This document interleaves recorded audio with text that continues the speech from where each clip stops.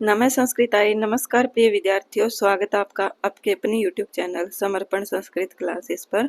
जैसा कि मैंने आपको पहले ही बोला था कि आपकी जो नेक्स्ट क्लास होगी शब्द रूप की वो होगी आपकी मंडे को। तो आज हमारा जैसे कि मंडे है, तो आज हम इस क्लास को कंप्लीट कर लेंगे। पहले हमने इसका हाफ पार्ट मतलब कि पार्ट 1 किया था, आज हम पार्ट 2 कर रहे हैं। अगर आपने पार्ट 1 नहीं देखा है तो आप जाकर के चैनल पर देख लीजिए, या फिर मैं डिस्क्रिप्शन में लिंक डाल दूंगी, वहां से आप देख सकते हैं। और डिस्क्रिप्शन में मैं लगभग सभी लिंक डालती हूँ, तो आप वहां से भी क्लास को देख सकते हैं, चाहे वो टीजीटी की ऑल प्लेलिस्ट हो या फिर पीवाईक्यू की प्लेलिस्ट हो या कुछ भी हो। तो मैं सभी क्लास में साथ में डालती हूँ। अगर आपको चैनल पर नहीं मिलती है तो आप किसी भी क्लास के डिस्क्रिप्शन में जा करके कोई भी प्लेलिस्ट वगैरह देख सकते हैं। तो चलिए, हमने उस दिन 17 पेज तक पढ़ा था, जिसमें हमारा क्या था लास्ट,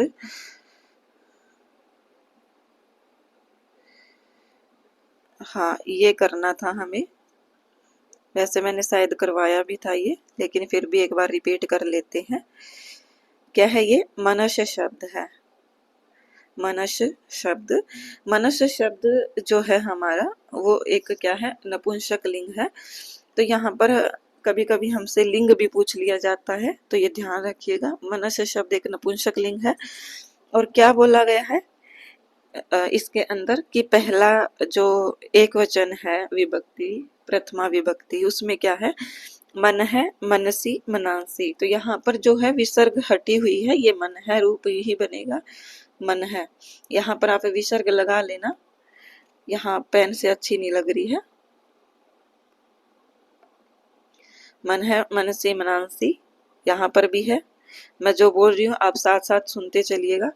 मन है, मनसी, मनांसी। और आप सभी जानते हैं कि जो नपुंसक लिंग होता है, जैसे फलम, फले, फलानी, फलम, फले, फलानी, तो उनके दोनों के रूप समान चलते हैं प्रथमा और द्वितीया में, तो यहाँ पर भी समान ही चलेंगे।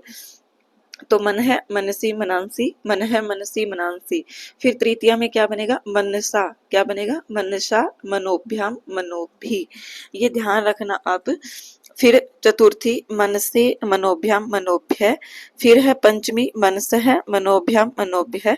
षष्ठी में बनेगा मनस है, सेम बनेगा ये, यहाँ पर मनस है और यहाँ पर भी मनस ही बनेगा। मनशो, यहाँ पर भी विसर्ग है, और मनसाम। फिर है सप्तमी में मनसी, मनसो, मनशु। तो यहाँ पर मैं आपका बार बार टाइम ऐसे बर्बाद नहीं करूंगी कि आपको किस तरीके से याद करना है। मैं सिर्फ और सिर्फ इसकी आपको एक रैपिड रिवीजन करवा रही हूँ।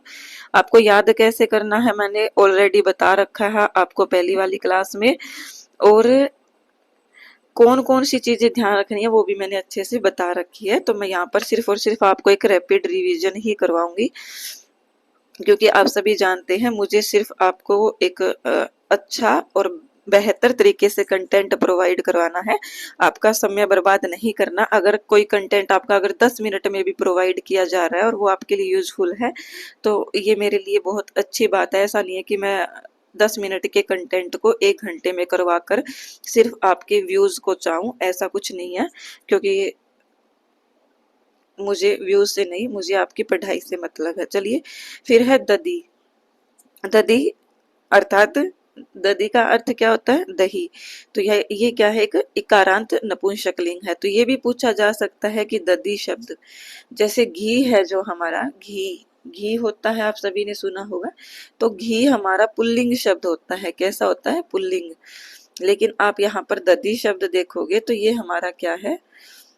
ददी यहाँ पर नपुंसक लिंग है। क्या है? नपुंसक लिंग है ददी। हो सकता है हिंदी में दही को पुल्लिंग कहा जाता हो, मुझे अच्छे से याद नहीं है, लेकिन संस्कृत में ददी शब्द नपुंसक लिंग का है। फिर है, इसको कैसे याद करेंगे? तो मैंने आपको बताया था, पहले छोटी मात्रा, फिर बड़ी मात्रा, फिर बड़ी मात्रा, फिर छोटी मात्रा। तो इस प्रकार से आप इसको याद रख सकते हैं। और ये हमने कैसे किस में किया था? एक हमने वारी शब्द रूप में किया था इसी प्रकार से, और एक हमने किया था मधु शब्द में। तो अब हमारे पास तीसरा जो शब्द रूप आया है वो आया है दधी। दधी ददीनी, छोटी मात्रा बड़ी ई की मात्रा, अर्थात पहले प्लस फिर माइनस। ये समझ लीजिए कि ये छोटी है, बड़ी है, ये छोटी है, उसके बाद फिर पहले माइनस फिर प्लस। तो इस प्रकार से आप इसको तरीके से कैसे भी याद रख लीजिए, बस याद रख लीजिए, क्योंकि एग्जामिनर इन्हीं चीजों में हमें कंफ्यूज करता है, और वारी तो इनका फेवरेट है, शब्द रूप हर बार पूछता ही पूछता है। तो यहाँ पर क्या हो जाएगा, प्रथमा में क्या रूप बनेगा, ददी ददीनी ददीनी, ददी ददीनी ददीनी, ददना ददीभ्याम ददीभिः, ददने ददीभ्याम ददीभ्यः। तो यहाँ पर आप देख पा रहे होंगे कि जो ददने मतलब कि चतुर्थी में बहुत से रूप आपने देखे होंगे, जो यहाँ पर एकारांत है, तो ये ध्यान रखिएगा, ऐसा रूप चतुर्थी में बनता है। और अगर ऐसा रूप सप्तमी में भी बने तो वो होंगे जैसे रामी, कृष्णे, अकारांत के अंदर ऐसे बनते हैं।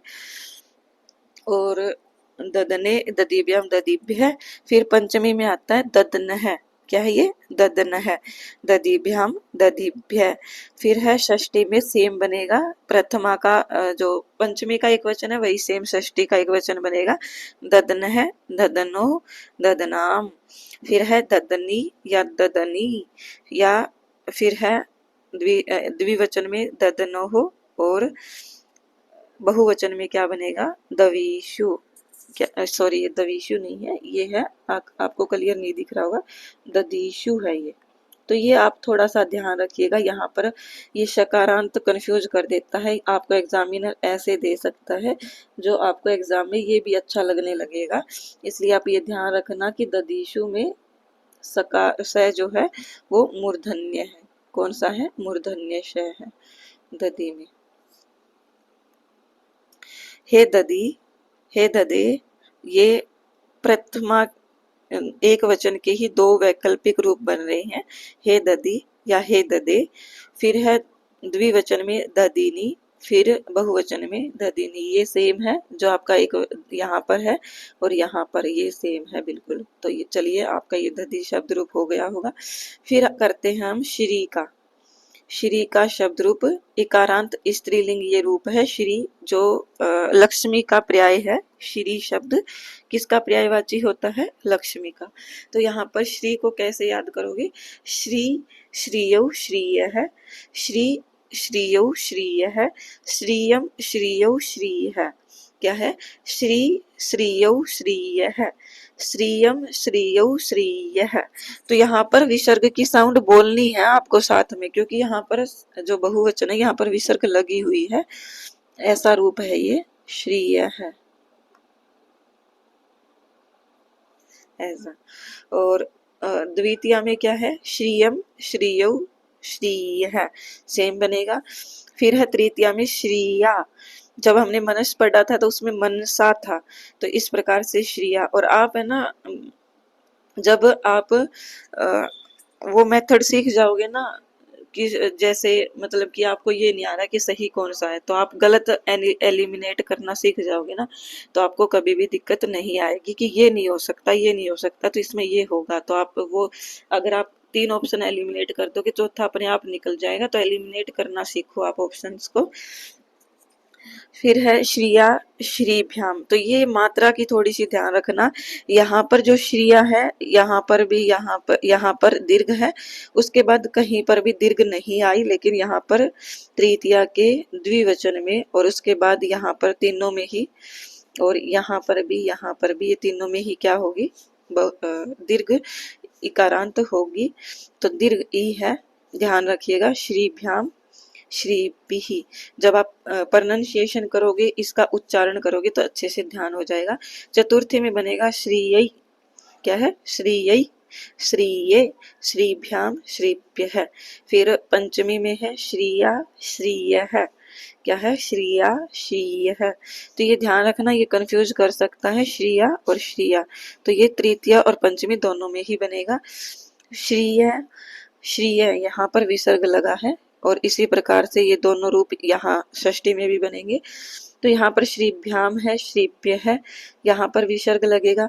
और फिर है हमारा षष्ठी, तो षष्ठी में भी ये ऊपर वाले दो जो यहाँ पर बने हैं यही सेम षष्ठी में यहाँ बनेंगे, श्रिया श्रीय है। फिर द्विवचन में क्या होगा, श्रीयो हो, तो यहाँ पर क्या होगा, ये श्रीयो हो। फिर यहाँ पर भी दो रूप बनेंगे इसके षष्ठी के बहुवचन में। क्या क्या बनेंगे, एक श्रीणाम बनेगा और एक श्रीयाम बनेगा। तो ये एग्जामिन हो सकता है कि दोनों दे दे और पूछ ले कि ए या बी सही है, बी या डी सही है, क्योंकि एच टेट में आपको ऐसे क्वेश्चन भी देखने को बहुत बहुत मिलेंगे और ये चीजें कंफ्यूजन में भी बहुत क्रिएट करते हैं।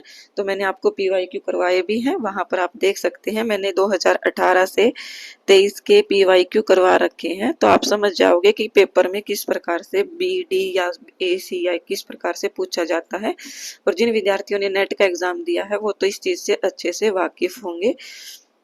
फिर है सप्तमी। सप्तमी में श्रीयाम और श्री। तो सप्तमी और षष्ठी का ये जो श्री शब्द है, इसमें जो है दो दो रूप बहुत बन रहे हैं। तो यहाँ पर देखो, यहाँ पर भी श्रीयाम बन रहा है और यहाँ पर भी श्रीयाम बन रहा है। तो ये षष्ठी का बहुवचन भी बन रहा है और सप्तमी का एक वचन भी बन रहा है, ध्यान रखिएगा। फिर ये श्री सप्तमी में है, फिर श्रीयो हो द्विवचन में और श्रीशु क्या हो जाएगा, श्रीशु। तो श्रीशु सप्तमी का बहुवचन ऐसे बनेगा, ऐसे। तो ध्यान रखना, ना तो आपका श्रीशु का बहुवचन ऐसे बनेगा, ना आपका श्रीशु का बहुवचन ऐसे बनेगा, ना श्रीशु का बहुवचन ऐसे बनेगा। तो ये कंफ्यूज कर सकती है, ये चीजें आपको ध्यान रखनी है अच्छे से।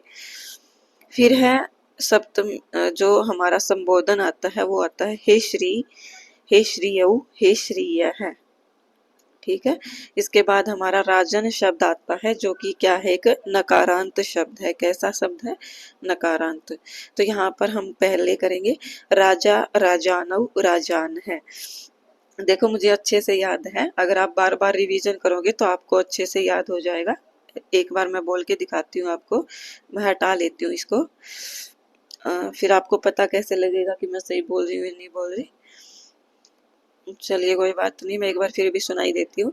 राजा, राजानव, राजान है, राजानम, राजानव, राज्य है, राज्ञा, राजभ्याम, राजभी, राज्य, राज्ञे, राजभ्याम, राजभ्य है, राज्ञ है, राजभ्याम, राजभ्य है, राज्ञ है, राज्यो, राजाम, राज्ञी, राज्ञो, राजसु, क्या है, राज्ञी, राज्ञो, राजसु। तो यहाँ पर और हे राजन, ये संबोधन में मैं बहुत कंफ्यूज होती हूँ, तो थोड़ा सा ये सही बोल रही थी वैसे, हे राजन, हे राजानो, हे राजान है। तो ये आप बार बार जब आप रिवीजन करोगे तो आपको अच्छे से याद हो जाएगा। तो एक बार हम रिवीजन पढ़ लेते हैं इसको, कि राजा, राजानव, राजान है प्रथमा में बनेगा, फिर राजानम, राजानव, राज्ञ है, ये हमारा द्वितीया में बनेगा। और तृतीया में क्या है, राज्ञा, राजभ्याम, राजभिः। चतुर्थी में राज्ञे, राजभ्याम, राजभ्य है, राज्ञ है, राजभ्याम, राजभ्य, राज्ञ है। तो देखो आपने यहाँ पर भी राज्ञ है बना है और यहाँ पर भी राज्ञ बना है। तो एग्जामिनर पूछ सकता है कि राज्य है शब्द की सिद्धि जो है शब्द रूप में कहाँ कहाँ पर हुई है, तो द्वितीय के बहुवचन में भी और पंचमी षष्ठी के एक वचन में भी। फिर राज्ञ हो, राज्ञाम। फिर सप्तमी में राज्ञी, राजनी, क्या है, राज्ञी भी हो सकता है और राजनी भी। राज्ञ हो, राजसु, हे राजन, हे राजानो, हे राजान है। तो होप कि मैं अब आपसे ये आशा कर सकती हूँ कि आप सभी को ये शब्द रूप याद हो गए होंगे, क्योंकि अब भी याद नहीं हुए तो फिर आप कब करोगे, एग्जाम तो आ चुका है। आप बोल रहे हो ना 30 और 31 को है, तो फिर एग्जाम तो आ गया, दिन कितने बचे हैं। चलिए, मकारांत पुल्लिंग शब्द है इदम, तो ये भी मोस्ट इम्पोर्टेंट है। और इससे रिलेटेड और एक विद्यार्थी ने मुझे कमेंट की थी कि मैम मैं संस्कृत की हिंदी नहीं कर पा रहा हूँ या कर पा रही हूँ, तो मुझे किस प्रकार से उसको तैयारी करनी चाहिए। तो सबसे पहले मैं आपको यही गाइडलाइन दूंगी कि आपको संस्कृत की हिंदी बनाने के लिए, अनुवाद करने के लिए सबसे पहले आपको शब्द रूप याद होने चाहिए।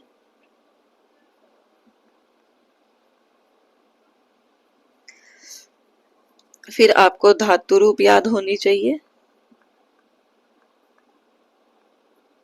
और आपको कारक का ज्ञान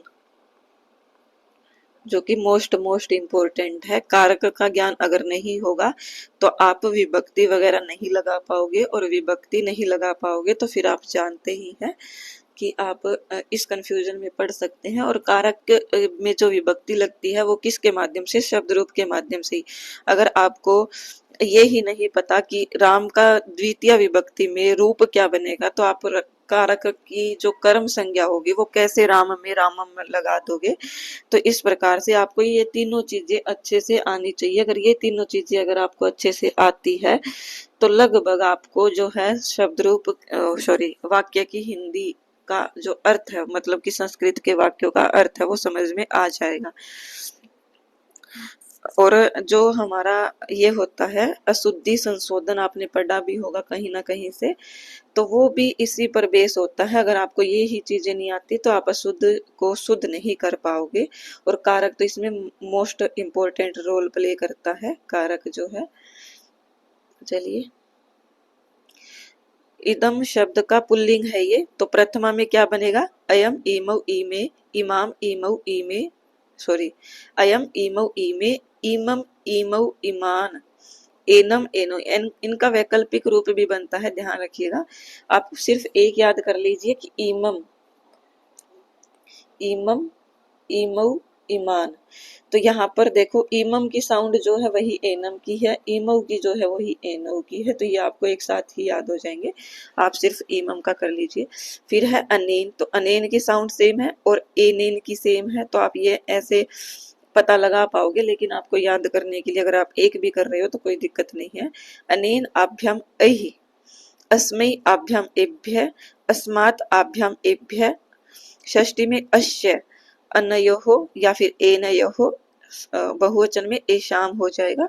और सप्तमी में अस्मिन, अनयो या फिर एनयोः या एषु, और बहुवचन में क्या हो जाएगा? एषु। तो ये ध्यान रखिएगा, एषु शब्द रूप जो है, एषु सप्तमी का बहुवचन एषु बनता है, ना कि एषु। तो ये ध्यान रखिएगा, ऐसा नहीं बनता है, स षटकोण वाला ही बनता है। फिर है इसका स्त्रीलिंग रूप, तो इसका स्त्रीलिंग रूप होगा इमम इमे इमः, इमाम इमे इमः, अनया आभ्याम आभि, अश्यै आभ्याम आभ्यः, अस्याः आभ्याम आभ्यः, अस्याः अनयो आशाम, अस्याः अनयोः आशु। तो यहाँ पर जो स्त्रीलिंग में बन रहा है ना जो रूप, उसमें आशु आएगा। क्या आएगा? आशु। जैसे आप सर्व का रूप पढ़ोगे तो उसमें सर्वासु होगा, तो उसमें भी स जो है ऐसे होगा, मूर्धन्य स नहीं आएगा, ध्यान रखिएगा। ये आपको याद करने ही पड़ेंगे, और जितना रिवीजन करोगे उतनी जल्दी याद होंगे। पहले जब मैं बीए में थी ना, तो मुझे एक राम का शब्द रूप भी याद नहीं होता था, और मैंने बार बार रिवीजन करके, और अब लगभग मीन्स की ज्यादा तो नहीं बोलूंगी, लेकिन 50% मुझे शब्द रूप जो है वो मुंह जबानी याद हो गए हैं, तो आपको भी हो जाएंगे। आप क्योंकि 50% ऐसे बोला है कि हो सकता है कि बहुत से जो ऐसे हो जो मैंने देखे भी ना हो कभी, लेकिन जो स्टेट में लगे हैं या किसी भी एग्जाम में लगे होते हैं वो लगभग कर लिए हैं मैंने। उसमें कभी कभी बाई चांस अगर दिमाग कहीं और हो तो गलती हो जाती है, अन्यथा गलती होने की संभावना कम ही रहती है। तो आप भी कर सकते हो अगर आप बार बार रिवीजन करते हो। और मैंने आपको पहले ही बोला था 2 महीने पहले भी कि आप अगर डेली भी दो दो शब्द रूप भी या एक एक शब्द रूप भी करोगे तो आपका अच्छे से कवर हो जाएगा। अब है इदम शब्द का नपुंसकलिंग। क्या है? नपुंसकलिंग। तो यहाँ पर सिर्फ और सिर्फ इसकी दो ही विभक्ति अलग है, बाकी ये पुल्लिंग के समान ही चलता है। इदम इमे इमानी, इदम इमे इमानी। फिर ये अनेन पुल्लिंग के समान, आभ्याम एभि, अस्मयी आभ्याम एभ्य, अस्मात्, ये सेम पुल्लिंग के समान चलता है, तो आपको पहले याद रखनी है। और दूसरी इदम इमे इमानी, इदम इमे इमानी। कमलम कमले कमलानि, कमलम कमले कमलानि, फलम फले फलानि, फलम फले फलानि, इदम इमे इमानी, इदम इमे इमानी। तो इस प्रकार से आप ध्यान रख सकते हैं। फिर है दकारांत पुल्लिंग, तद शब्द है। तद शब्द जिसको हम तत् भी बोल देते हैं, वो हमारा क्या है? तो वो पुल्लिंग में होगा, तो वो होगा सैतौते, तम तौतान, तेन ताभ्यम तई, तस्मै ताभ्यम तेभ्यः, तस्मात् ताभ्यम तेभ्यः, तस्य तयोः तेषां, तस्मिन् तयोः तेषु।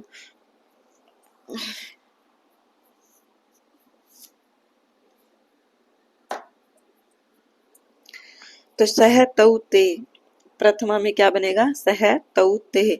और जिनको अनुवाद सीखना है ना पहले, वो तो इन शब्दों को तो ये समझ लो कि रट लो, मतलब याद होना चाहिए टिप्स पे। अगर आपको बोल दे कि तत् का शब्द रूप सुनाओ पुल्लिंग में, तो ये सब चीजें याद होनी चाहिए, इन्हीं के बेस पर ज्यादातर वाक्य बनते हैं।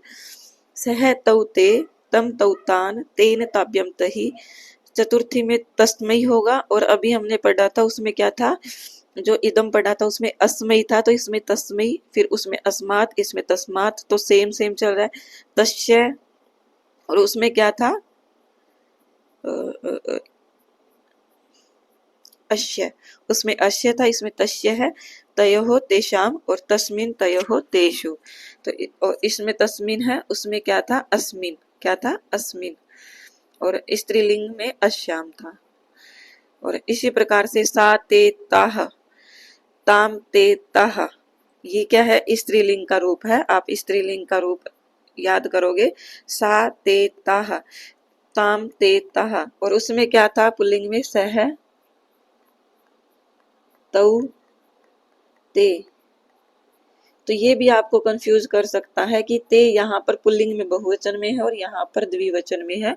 तो आपको विशेषण ध्यान मतलब कि विशेष ध्यान में रखना है कि स्त्री के लिए पूछा गया है तो ते होगा द्विवचन का, और अगर पुरुष के लिए पूछा गया है तो ते होगा बहुवचन का। तो ये ध्यान रखिएगा आप।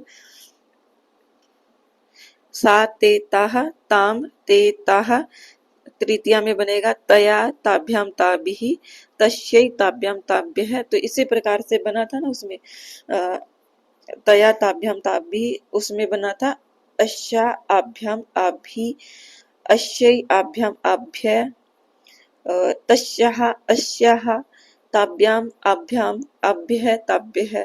तो इस प्रकार से आप एक दूसरे को कोरिलेट करके पढ़ सकते हो, आपको अच्छे से ध्यान रह जाएगा। फिर तस्या है, तो उसका षष्ठी में अस्याः बना था। इसका तयो है, उसका क्या बना था, उसका क्या बना था, उसका बना था अनयोः, क्या बना था, अस्याः अनयोः आशाम, तो ये बना था इसका।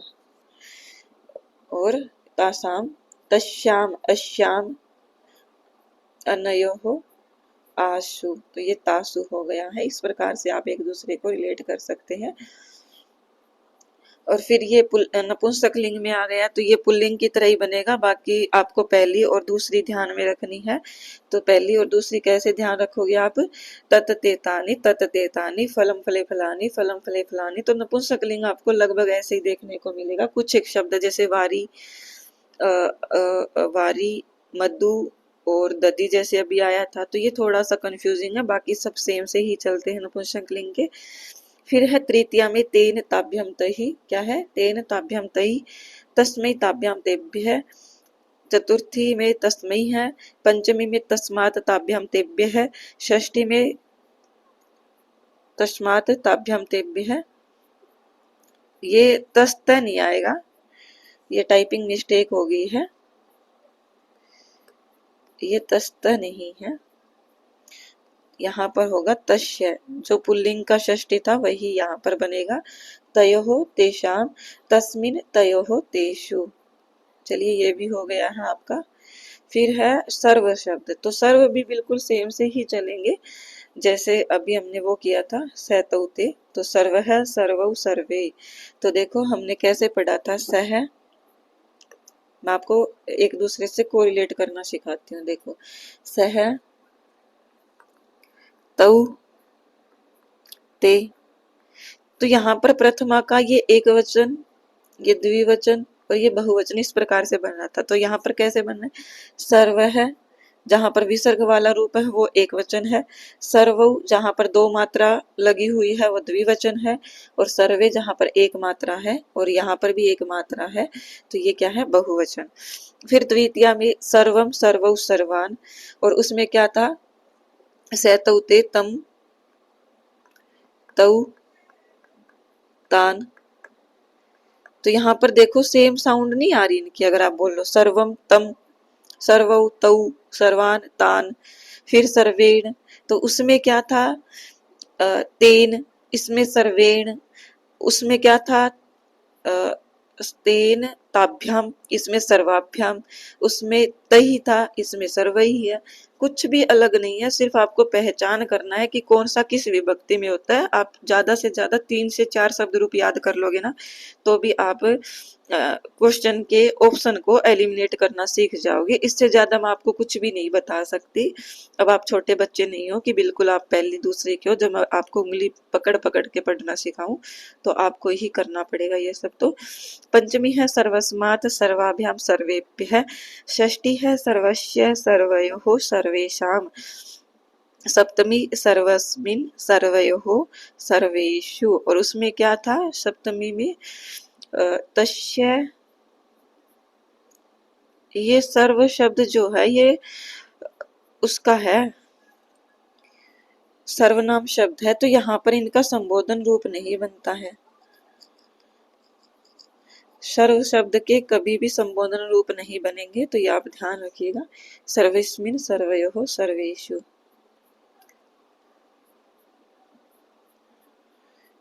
फिर है सर्वा सर्वे सर्वाहा, तो यहाँ पर मैंने आपको उसमें क्या पढ़ाया था, सा ते तः, सा ते तः। तो इसी प्रकार से ये चल रहा है, सर्वा सर्वे सर्वाः सर्वाम सर्वे सर्वाः।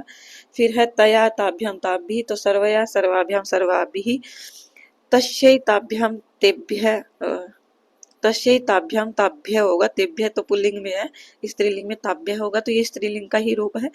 पंचमी में सर्वस्याः सर्वाभ्याम सर्वाभ्यः, षष्ठी में सर्वस्या सर्वयोः सर्वासाम, सप्तमी में सर्वस्याम सर्वयोः सर्वासु।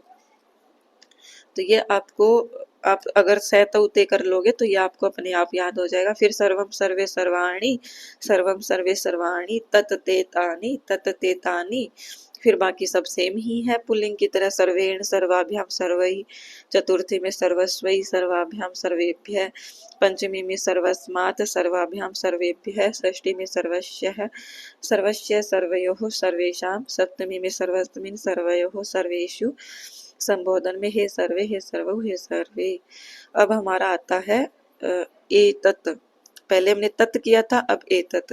तो एष है एतौ एते, तो ये भी सेम है, स तौ ते, एष है एतौ एते, सेम साउंड है। तम तौ तान, तो ये देखो इसका जो लास्ट अक्षर है, ए हटा करके अगर आप लास्ट अक्षर देखो तो सेम है, तम तौ तान।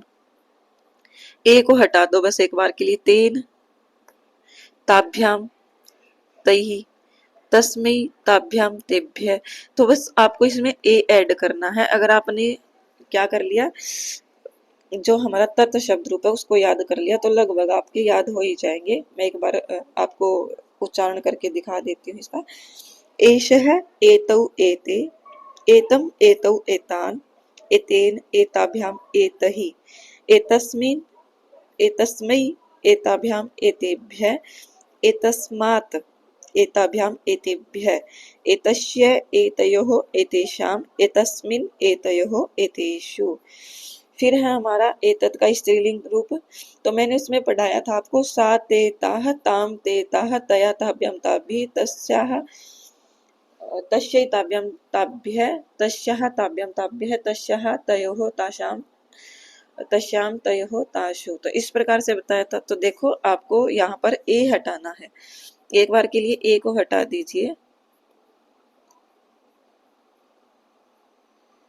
तो आप देख पा रहे होंगे कि ये सभी जो है वो क्या है हमारे, वो हमने जो तत् का स्त्रीलिंग पढ़ा था वही सेम है ये।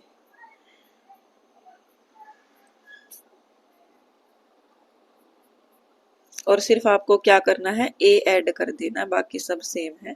देखो सा ते ता, बस यहाँ पर एश है बन रहा है, तो यहाँ पर एशा, सॉरी स्त्रीलिंग है, एशा बन रहा है, तो आपको ये ध्यान रखना है कि यहाँ पर स ये वाला आ रहा है, ये नहीं आ रहा, कहीं आप एशा ऐसे बनाया हो। तो इतना तो आपकी कॉमन सेंस होगी, ऐसा शब्द आपको आता होगा। सा ते ताः ताम ते ताः तया ताभ्याम ताभिः, तस्यै ताभ्याम ताभ्यः। तो ये बिल्कुल आसान सा हो जाता है आपके लिए। आप इसको इसी प्रकार से याद रखोगे तो और अच्छे से याद रहेगा आपको। चलिए फिर अगला करते हैं।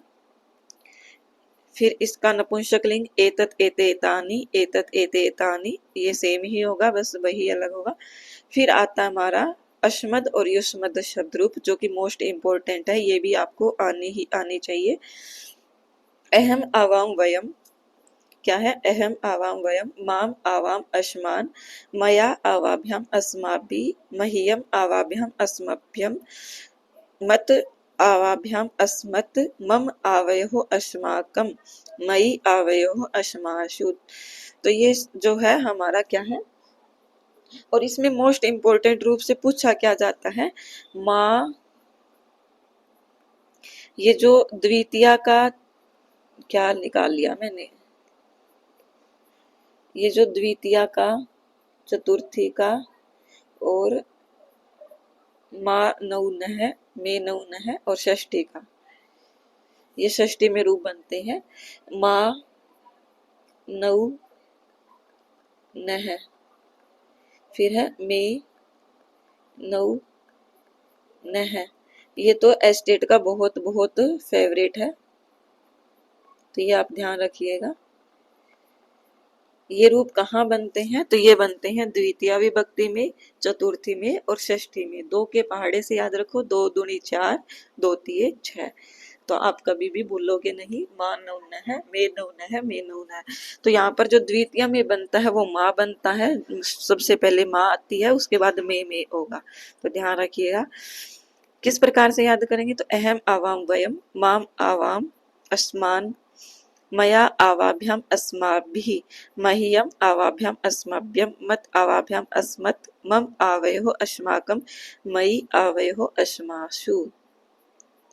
फिर इसी प्रकार से इसका भी वैकल्पिक रूप बनता है, लेकिन पहले प्रथमा का बनेगा तम युवाम यूयम, त्वाम युवाम युष्मान, तव्या युवाभ्याम युष्माभिः, तुभ्यम, उसमें मह्यम बना था, इसमें तुभ्यम बनेगा, और उसमें मया बना था तृतीया में, तो इसमें तव्या बना है। तो इस प्रकार से आप एक दूसरे को कोरिलेट करना है ना, एक ही याद करोगे तो भी आपको ये दोनों क्लियर हो जाएंगे। जैसे मत बना था तो तवत वाले में इसमें तवत बन रहा है, इसमें मम बना था, इसमें तव बन रहा है, तव्यई, तो तव्यई यहाँ पर मई बना था। तो इस प्रकार से आप ध्यान रख सकते हैं। फिर इसका भी वैकल्पिक रूप बनता है, जो बनता है त्वाम, त्वाम वाम वह, ते वाम वह, इसी प्रकार से रूप बनता है इसका, त्वाम वाम वह।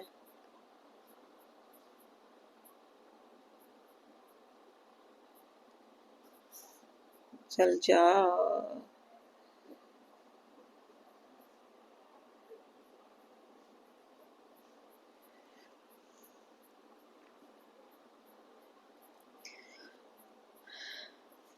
क्या बनेगा, त्वाम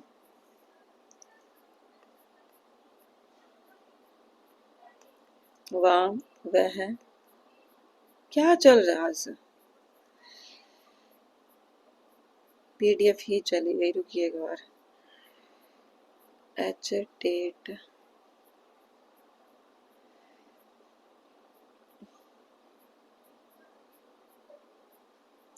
ये ब्लैक ब्लैक हो जाता ना, पता ही नहीं लगता कि कहाँ पर कहानी इसकी खत्म हो चुकी है।